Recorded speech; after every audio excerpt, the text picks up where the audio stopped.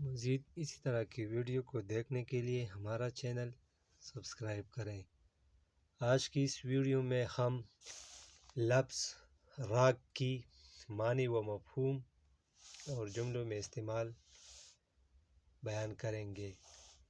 لفظ راگ یہ سنسکرت زبان کا لفظ ہے۔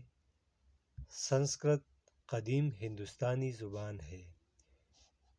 اس کی تاریخ 3000 پہلے ہے۔ راگ کے معنی ہے کسی جلی ہوئی چیز کی خاک، مٹی۔ دوسرا معنی ہے خاکستر۔ خاکستر ہم بولتے ہیں جلنے کا عمل۔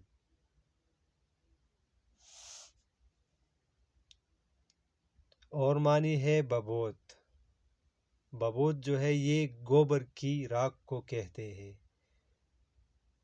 جسے مندر میں ہندو اپنی پیشانی پر لگاتے ہیں۔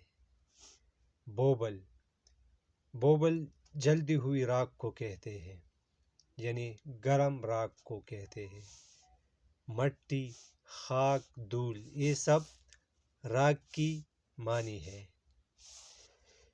یعنی کسی چیز کو جلانے کے بعد جلی ہوئی چیز کی نرم مٹی جو بنتی ہے اسے راگ کہیں گے۔